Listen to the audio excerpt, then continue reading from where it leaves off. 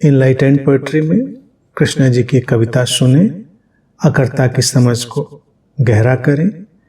सारे प्रश्नों का निचोड़ कह दिया गया है, जो बच गए हैं वो इसमें आ जाएंगे, उनको सुने और फिर समझें।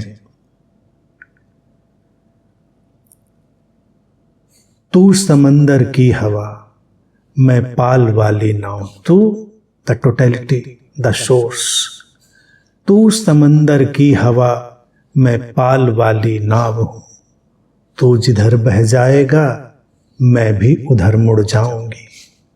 इस पार हो या उस पार साथ तेरे जुड़ जाऊंगी।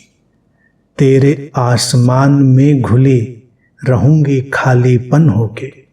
तेरे आसमान में घुली रहूंगी खालीपन होके, और कभी पंछी बन साथ तेरे उड़ जाऊंगी। तू पूर्ण है, तू शून्य है। तू पूर्ण है, तू शून्य है। तू ही ये सारा संसार है। तू जीवन का जगत का आधार है। तू जिंदगी का आधार है। मैं बस सहज स्वभाव हूं। तेरे हृदय में बसा एक नन्हा सा गांव हूं। तू धड़केगा जिस तरह मैं भी उस तरह हो जाऊंगी। कभी प्रकट होकर तेरा ही गीत गुनगुनाऊंगी, और कभी तेरी लय में बस चुपचाप खो जाऊंगी। तू समंदर की हवा, मैं पाल वाली नाव हूं। लहर के संग लहर, लहर के संग लहर, हवा के संग हवा हो जाऊंगी। तू जिधर का हो जाएगा, तू जिधर का हो जाएगा, मैं भी उधर की हो जाऊंगी। तू समंदर की हवा, मैं पाल वाली नाव हूं। तू जिधर बह जाएगा मैं भी उधर मुड़ जाऊंगी।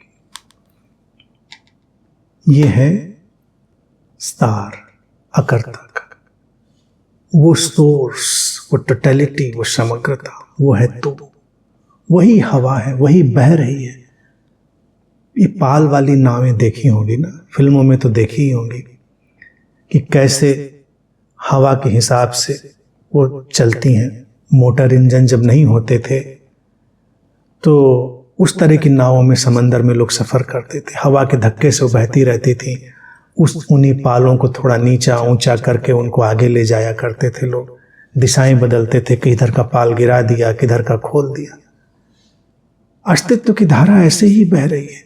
वो जिधर मुड़ेगी नाव उधर मुड़ जाएगी। नाव का कोई अपना संघर्ष नहीं, सब ऐसे ही चल रहा है।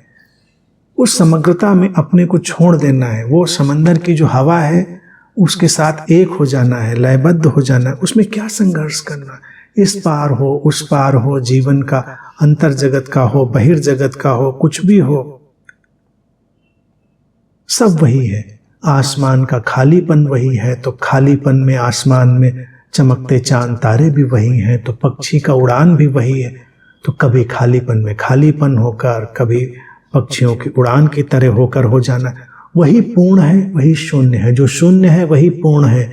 जीवन का वही आधार है, जगत का वही आधार है। वो सोर्स, वो स्रोत अनंत संभावनाओं का।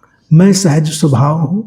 मैं एक बस सहज स्वभाव की तरह, जो उधर से आता है बस वही रिफ्लेक्ट होता है। और फिर ये सुंदर सी बात कि तेरे हृदय में बसा एक नन्हा सा गांव हूं। हृदय में, उस अस्तित्व के हृदय में हम एक गांव की तरह फैले हुए हैं, बसे हुए हैं।